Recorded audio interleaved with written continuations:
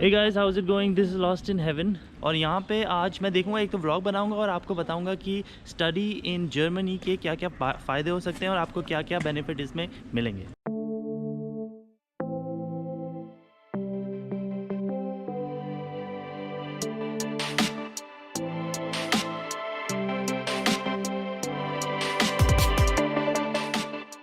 तो सबसे पहले बात करते हैं यूनिवर्सिटी की।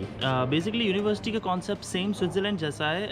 अप्लाइड साइंसेज यूनिवर्सिटीज़ हैं और यूनिवर्सिटीज़ स्टेट यूनिवर्सिटीज़ भी हैं और ये सारी पब्लिक यूनिवर्सिटी हैं। सो बेसिकली इनकी ट्यूशन फ़ी इतनी नहीं रहती। प्राइवेट स्कूल में आप मत अप्लाई कीजिएगा क्योंकि प्राइवेट स्कूल तो मोस्टली सिर्फ पैसों के लिए होते हैं। तो बेसिकली इनकी ट्यूशन फ़ीस इतनी नहीं रहती। ऐसा नहीं रहता कि बिल्कुल ही फ्री रहती है, क्या पता 1000 से 500 यूरो के करीब आपको देने रहते हैं, लेकिन ये सिर्फ एडमिनिस्ट्रेशन कॉस्ट रहता है। उसके बाद आते हैं कि एडमिशन का क्या प्रोसेस है। अब मैंने रिसर्च में थोड़ा देखा, मास्टर्स में एडमिशन लेना काफ़ी आसान है कंपेयर टू बैचलर्स। लेकिन ऑफकोर्स अगर आप बैचलर्स कर रहे हैं और मास्टर्स दोनों एक साथ कर रहे हैं तो वो काफ़ी आपके लिए ऑफकोर्स फ़ायदेमंद रहेगा क्योंकि आप 5 साल एक ही कंट्री में रह रहे हैं। तो of course that make sense now. तो कोशिश कीजिएगा कि आप अपनी यूनिवर्सिटी ढूंढें। सबसे अच्छी सिटी में आपको रेकमेंड करूँगा या तो फ्रैंकफर्ट, फाइनेंशियल कैपिटल है जर्मनी की। उसके बाद आता है बर्लिन, थोड़ा आर्ट स्कूल के लिए फेमस, लेकिन इतना मैनेजमेंट और इंजीनियरिंग के लिए शायद इतना इंपॉर्टेंट यूनिवर्सिटी आपको वहाँ पे ना मिले।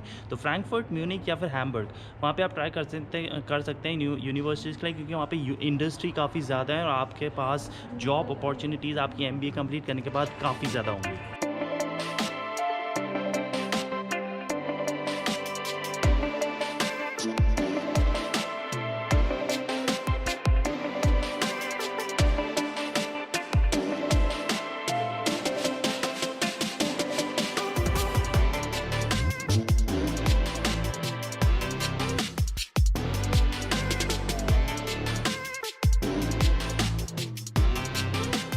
उसके बाद बात आती है आईलेट्स और टॉफल्स की। क्योंकि अगर आप इंग्लिश में यूनिवर्सिटी के लिए अप्लाई कर रहे हैं तो आपको इसकी ज़रूरत पड़ेगी और वीज़ा के लिए भी ये चाहिए रहता है। तो आपको आईलेट्स में मिनिमम 6 स्कोर तो करना ही पड़ेगा। तो ये इम्पॉर्टेंट है, आईलेट्स और टॉफल चाहिए रहेगा हर यूनिवर्सिटीज़ के लिए अगर आप जर्मनी में अप्लाई कर रहे हैं तो। अब ये दोनों की फ़ोटो सेशन चल रहा है तो मैं आपको अब बता देता हूँ। उसके बाद बात आती है पार्ट टाइम की। अब आप क्योंकि नॉर्मली पैसा दिखाना रहता है, अगर आप जर्मनी के लिए स्टडी वीज़ा के लिए अप्लाई कर रहे हैं तो अराउंड 10,000 यूरो के करीब पैसा दिखाना रहता है और उसके हिसाब से आपको पार्ट टाइम भी मिल सकता है। पार्ट टाइम का थोड़ा टाइम डिफरेंट है। आप एक साल में या तो 250 डेज़ हाफ़ टाइम कर सकते हैं या फिर 120 डेज़ फुल टाइम कर सकते हैं एक साल में। थोड़ा अजीब सा है, लेकिन ये कैलकुलेट कर लेना कि मेरे को लगता है 2 से 3 महीने फुल टाइम काम कर सकते हैं और ऑफ कोर्स हाफ़ टाइम 7 से 8 महीने कर सकते हैं। अराउंड 500 से 600 यूरो के करीब मिल जाएंगे और जहाँ भी आप रह रहे हैं उस हिसाब से शायद मोर और लेस काम चल ही जाता है।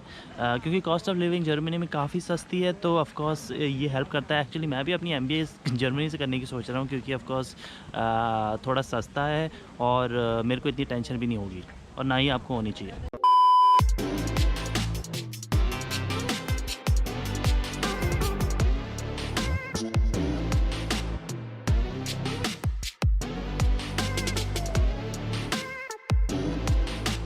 तो फिर यूनिवर्सिटी आपका हो गया। यूनिवर्सिटी के बाद बात आती है, अब हमने स्टडीज़ अपनी ख़त्म कर ली है और आपकी डिग्री आ गई है। अब जो भी है मास्टर्स हो या बैचलर्स हो, मोस्टली तो बैचलर्स के बाद सीधे मास्टर्स के लिए जाएंगे, लेकिन अगर आप मास्टर्स कर रहे हैं तो उसके बाद आपको अपनी डिग्री मिल जाएगी। और सबसे अच्छी चीज़ जर्मनी में ये है कि अगर आपने यहाँ पे पढ़ाई करी है तो आपको जॉब वीज़ा मिलता है, वो भी पूरे 2 साल के लिए। तो 2 साल के लिए आप बेसिकली अपना जॉब ढूंढ सकते हैं जर्मनी में। और मुझे लगता नहीं है कि अगर आपने एमबीए वहाँ से करी है, जो कि काफ़ी डिफ़िकल्ट है और काफ़ी इसमें आपको अपना टाइम देना पड़ता है और काफ़ी बेसिकली काफ़ी पढ़ाई करनी पड़ती है, तो ऐसी नहीं मिलती जैसे इंडिया में मिलती है। तो यहाँ पे थोड़ा अच्छे कॉलेजेस में से तो ऑफ कोर्स थोड़ा टाइम देना पड़ता है। तो उससे आपको 2 साल मिलेंगे जॉब ढूंढने के लिए, वो बहुत रहते हैं और मोस्टली आपको मिल ही जानी चाहिए उन 2 सालों में जॉब। और उसके बाद आपको सिर्फ 2 साल और काम करना है और आपकी पीआर जेब में। तो एक बहुत ही अच्छी चीज़ है, जर्मनी में एटलीस्ट सेटल होना काफ़ी आसान है बेसिकली थ्रू स्टडीज़ और हाई स्किल्ड जॉब्स के लिए। तो अगर आप मास्टर्स कर रहे हैं तो ये आपके लिए एक बेनिफिट काफ़ी होगा कि पीआर मिलना बहुत ही आसान रहता है। तो ये एक तरीका है यहाँ पे आने के लिए, जो कि स्टडी के थ्रू। दूसरा यहाँ पे एक और आसान सा तरीका है जर्मनी में आने का, वो है थ्रू जॉब। तो अगर आप हाईली स्किल्ड जॉब से बिलोंग करते हैं या आपके पास डिग्री है किसी अच्छे स्कूल से और वो यहाँ पे जर्मनी में इन्होंने अगर वो एक्सेप्ट कर ली तो आप सीधे जॉब के लिए अप्लाई कर सकते हैं। और यहाँ पे आना काफ़ी आसान है क्योंकि इनको ये नहीं दिखाना रहता कि यूरोप में या फिर जर्मनी में कोई ऐसा नहीं है जो ये जॉब ले सके। तो इसलिए ये ईजी है कि वो आपको जॉब ऑफ़र कर सकते हैं, ऑफकोर्स अगर आपकी क्वालिटी और आपकी एजुकेशन उतनी है तो अब हम खड़े हैं, आज तुर्किश सेक्शन है यहाँ का। शहर का नाम क्या है यार, इस शहर का नाम क्या है? मानहाइम में हम हैं और ये है तुर्किश साइड है। तो यहाँ पे पीछे दिख रहा होगा आपको, ये वेडिंग के लिए है तुर्की में। तो मैं क्या कह रहा था, हाँ, तो जॉब के लिए आप अप्लाई कर सकते हैं डायरेक्ट, और वीज़ा मिलना तो काफ़ी आसान रहता है। एक बार जॉब मिल गई तो अगर आपके पास डिग्री है किसी अच्छी यूनिवर्सिटी से और वो जर्मनी में एक्सेप्ट कर रहे हैं और आपको जॉब मिल जाए तो आप आराम से यहाँ आ सकते हैं। एक्चुअली स्विट्ज़रलैंड के मुकाबले काफ़ी आसान है यहाँ पे आना टू गेट अ जॉब। दूसरी चीज़ है जॉब सर्च वीज़ा भी इधर मिलता है कि वही हिसाब है। अगर आपके पास यूनिवर्सिटी डिग्री है किसी अच्छे कॉलेज से और आपके पास इतने पैसे हैं कि आप अपने आप को फाइनेंशियली सपोर्ट कर सकें तो 6 महीने के लिए यहाँ पे जॉब सर्च में वीज़ा मिलता है कि आप यहाँ पे आके अपनी जॉब ढूंढ सकते हैं।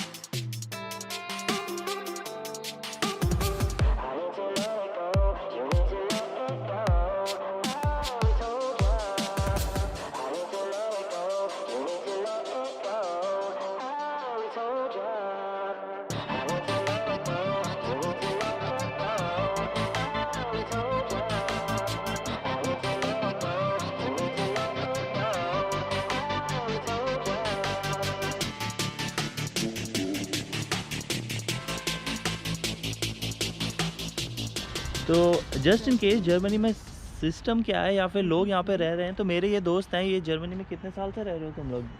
5 साल हो गए। 5 साल मेरे को हो गए होने वाले हैं 6.5 साल। हाँ, तो 5-5.5 साल से रह 6.5 साल से इधर रह रहे हैं, तो मतलब काफ़ी टाइम हो गया। तो इनसे पूछते हैं कि जो भी मेरे को लगता है जो पूछना चाहिए वो मैं उनसे पूछता हूँ। तो आप देख लेना, ना अपने क्वेश्चन लिख लेना कमेंट सेक्शन में, तो मैं रिप्लाई कर दूँगा उसके हिसाब से।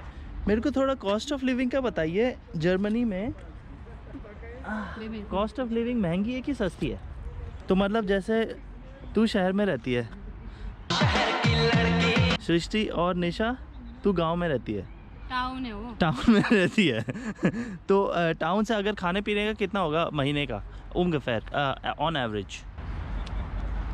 300, 200, 400? डिपेंड करता है। अगर तुम खुद कुक कर सकते हो और तुम मोस्टली खुद मैनेज करते हो तो ग्रोसरीज एंड ऑल हो जाता है 150-200 तक। इवन अगर तुम एक्सपेंसिव चीज़ें खरीदो, लाइक मतलब एक्सपेंसिव फ्रूट्स वगैरह, बट अदरवाइज तुम काफ़ी चीप भी मैनेज कर सकते हो if you are like on a as a student I think 100-200 के बीच में मैनेज कर सकते हो महीने का खाने का। अपार्टमेंट कॉस्ट कितना रहता है रूम का? अगर एक कहें जैसे shared apartment for example. Shared apartment obviously cheaper होता है, बट ये है कि अब जैसे मैं डॉर्टमंड में रहती हूँ, मेरा अपार्टमेंट सेंटर में है, बट देन और मैं अकेले रहती हूँ तो महंगा होगा। महंगा मतलब फुल अपार्टमेंट का कॉस्ट होगा। जर्मनी में रह के काम करते हो तो इट्स नॉट एक्सपेंसिव। मेरे को ऑलमोस्ट 500 से 600 के बीच में पड़ता है with like all the extra cost. But अगर तुम सपोजिटली शेयर्ड अपार्टमेंट लेना चाहो तो तुम्हें चीपर पड़ सकता है, 200-300 का भी मिल सकता है। बट डॉर्टमंड थोड़ा ऑफ कोर्स थोड़ा आउटस्कर्ट्स में ले सकते हो तो और चीपर पड़ सकता है। सस्ता पड़े तो 300 एवरेज लेके चले सिंगल स्टूडेंट्स के लिए। हाँ। बट अगर तुम काम करते हो यहाँ पे तो इट्स आल्सो फाइन। तो एक अपार्टमेंट कितने का होगा? 800-900 बाहर की साइड, नॉट इन सेंटर। मतलब फिर you can have like a bigger apartment और उसमें ज़्यादा लोग रह सकते हैं ऑब्वियसली, बट वो एरिया के हिसाब से होता है। बिकॉज अगर तुम्हारे अपार्टमेंट का एरिया कम है तो उसमें ज़्यादा लोग रहना अलाउड नहीं है क्योंकि फिर रजिस्ट्रेशन कराना होता है, but otherwise it should be fine. तो ये एक डिफरेंस है स्विट्ज़रलैंड और जर्मनी में। जर्मनी में कॉस्ट ऑफ लिविंग काफ़ी सस्ती है, तो सैलरी इतनी ज़्यादा नहीं है, लेकिन फिर कॉस्ट ऑफ लिविंग भी सस्ती है, तो ऑफकोर्स स्टैंडर्ड ऑफ लिविंग मोर और लेस सेम ही होती है मोस्ट ऑफ द टाइम। अब गांव वालों की टाउन वालों की बारी। टाउन में कितना, टाउन में इससे डिफरेंस रहता है कि उतना ही बोलेगी? जैसे मेरा जैसे तू शहर से बहुत दूर रहती है ना, मेन शहर फ्राइबुर्ग से 30 मिनट की दूरी पे हूँ। 30 मिनट तो दूर ही है, मतलब शहर से बाहर ही है। हाँ, शहर से बाहर। हाँ, तो कितना सेम ही है खाने पीने का? और खाना तो सेम ही होता होगा ना प्राइस ऑल ओवर जर्मनी? थोड़ा वो साउथ में बादन-वुर्टेनबर्ग, जैसे मेरा जो घर है वो मुझे 550 का पड़ता है और लाइक इंक्लूडिंग इलेक्ट्रिसिटी एंड 550 हर महीने? हाँ। सस्ता है मतलब। 72 मीटर स्क्वायर, बट यूजुअली फ्राइबुर्ग में वो सेम घर 1200 के आसपास मिलेगा। और खाना 72 बोला ना मैंने। हाँ, और खाना वही 200 से 300 यूरो के बीच। मेरा तो है कि मैं बाहर ही खाती हूँ मोस्टली, लेकिन अगर घर पे बना हो तो फिर वही 200-300 का मिल जाता है। हाँ, आधा ही कर लो बंदा उसका। घर में बना रहा है उसको तो सस्ते में मिल जाता है, 200 के आसपास। तो ये है more less on average cost of living. But of course अगर आप यहाँ पे काम कर रहे हैं, यहाँ पे सिर्फ पार्ट टाइम भी कर रहे हैं, तो मैनेज हो ही जाता है। अब ये मत समझिएगा कि आप ज़्यादा से ज़्यादा पैसा घर भेज पाएंगे, लेकिन पार्ट टाइम के लिए एज ए स्टूडेंट आप अपना खर्चा आराम से उठा सकते हैं, तो उसके लिए ज़्यादा प्रॉब्लम होनी नहीं चाहिए। कौन सी सिटी रेकमेंड करोगे तुम दोनों, अगर कोई आना चाह रहा हो इधर? तो म्यूनिक। डिपेंडिंग ऑन क्या करना है। म्यूनिक में क्या है? Munich is so nice. लेकिन म्यूनिक में क्यों? क्लासी है, कल्चरल बहुत है वहाँ पे।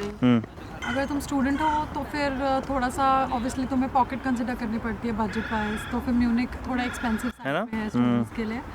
तो आई थिंक अगर स्टूडेंट्स हैं तो उनको मे बी थोड़ा नॉर्थ साइड में कंसिडर करना चाहिए, वहाँ पे चीपर सिटीज़ हैं, चीपर ऑप्शंस हैं। जैसे बर्लिन, हैम्बर्ग, फ्रैंकफर्ट। एक्सपेंसिव है, हैम्बर्ग महंगा है ना? हैम्बर्ग एक्सपेंसिव है, बट उसमें ये है कि अगर तुम आउटस्कर्ट्स में रहते हो एंड तुम्हें यूनिवर्सिटी, ऑफ कोर्स पहले तो एडमिशन कहाँ मिला है उस पर होता है, बिकॉज अगर तुम्हें हैम्बर्ग में एडमिशन मिला है तो तुम जाके बर्लिन में तो नहीं रहोगे। सो ऑफ कोर्स एडमिशन कहाँ मिला है और उसके अकॉर्डिंग फिर अपार्टमेंट आउटस्कर्ट्स में ले सकते हो तुम, of course, but still options बहुत हैं। But all in all Frankfurt financial capital of Europe माना जाता है, तो फ्रैंकफर्ट तो काफ़ी अच्छा रहेगा ना, एटलीस्ट इंटरनेशनल स्टूडेंट्स के लिए, क्योंकि कंपनीज काफ़ी होंगी उधर। अगर तुम मास्टर्स मैनेजमेंट के लिए ऑफ कोर्स यस, बट अगर तुम ग्रेड के लिए आ रहे हो तो फिर तो इट डजंट मैटर, बिकॉज अगर बिगनिंग में तुम्हें लैंग्वेज नहीं आती है तो तुम कहीं भी चले जाओ, डिफिकल्टी होनी है। अब मेन चीज़ बताइए कि रेसिज्म का क्या हिसाब है जर्मनी में? मैंने ऐसे सुना है, मैंने तो नहीं सुना है, लेकिन मेरे सब्सक्राइबर काफ़ी पूछ रहे थे कि जर्मनी में रेसिज्म कितना है और कैसे ट्रीट करते हैं बेसिकली ब्राउन स्किन्स को या फिर आउटसाइडर्स को, Locals. I would say good question. But पहली बात तो आई थिंक ऐसी कोई कंट्री नहीं है जिसमें कोई भी ऐसा नहीं है जो रेसिस्ट नहीं है, ऐसा कहीं नहीं होता। इवन जो दूसरी यूरोपियन कंट्रीज़ हैं, फ्रांस वगैरह, मतलब हर जगह कोई ना कोई होता ही है। बट जहाँ तक मैं अपने एक्सपीरियंस से बताऊँगी तो मैं ऑब्वियसली काफ़ी लैंग्वेज सीख के आई थी, क्योंकि मैं डॉक्टर हूँ और हमें लैंग्वेज चाहिए होती है हॉस्पिटल के लिए, तो हमारा बेसिक रिक्वायरमेंट का पार्ट था कि लैंग्वेज आनी चाहिए तुम्हें। तो उस बेसिस पे मुझे कभी डिफ़िकल्टी हुई नहीं, बिकॉज तुम जब इनकी लैंग्वेज में इनसे कम्युनिकेट करते हो तो वो एफर्ट को अप्रिशिएट करते हैं। बट मतलब ऑफ कोर्स यहाँ पे लोग हेल्पिंग भी बहुत हैं, मेरे को कभी ऐसी प्रॉब्लम हुई नहीं इतनी। मतलब नॉर्मली आपके ऊपर है कि आप फिट कैसे हो सकते हैं कल्चरली में। हाँ, आई थिंक और थोड़ा आप बहुत कितने देखना opened है? पड़ता हाँ, थोड़ा बहुत तो देखना पड़ता है। यू कैन नॉट एक्सपेक्ट कि तुम इनकी कंट्री में आए हो तो तुम्हें एकदम ये सब कुछ एकदम अरेंज करके दे रहे हैं कि बस आ जाओ, आपके लिए बहुत जगह हेल्पफुल है, बहुत हेल्पफुल है। ओके कूल, तो एक्चुअली वही है, तुम्हें लैंग्वेज आती है तो वो आसान हो जाता है। जैसे मैं शिफ्ट कर रही थी अपना अपार्टमेंट, तो मेरे को हायर नहीं करना पड़ा किसी को भी कि मेरा अपार्टमेंट का सामान शिफ्ट करने के लिए। मेरा जो फर्मीटर था, मतलब फर्मीटर जो लैंडलॉर्ड था, वो बेचारा खुद आया, उसने सब कुछ सामान मेरा उठा के वो शिफ्ट कराया उसने। It was very nice actually. और इंडियन कम्युनिटी कैसी है? वो सिटी वाइज डिपेंड करता है, लेकिन है ज़्यादा इंडियन इधर? बड़ी सिटीज़ में ज़्यादा है, छोटी सिटीज़ में थोड़ा कम होते हैं, but depends on the fact कि तुम्हें कैसा चाहिए। बिकॉज बहुत लोग इंटरनेशनल फ्रेंड्स बनाना प्रेफर करते हैं, तो they don't really get into the Indian community thing. But जैसे अगर तुम्हें फेस्टिवल्स मनाने हैं एंड ऑल दैट, तो वैसे नहीं होता जैसे इंडिया में होता है। तुम ये एक्सपेक्ट नहीं कर सकते कि तुम यहाँ पे ग्रुप बना के दिवाली सेलिब्रेट करोगे, but which is totally fine, क्योंकि हम तो वैसे भी इंडिया जाते हैं। हाँ, हम तो वैसे भी नहीं जाते हैं। Cool, thanks guys. ये था आज का vlog, come informational series, kind of informational more Germany की स्टडीज़ और जॉब के लिए। तो अगर आपको पसंद आया तो लाइक कीजिएगा, सब्सक्राइब कीजिएगा, और मैं आपको मिलूँगा मेरी अगली वीडियो में। Thank you very much and have a nice day.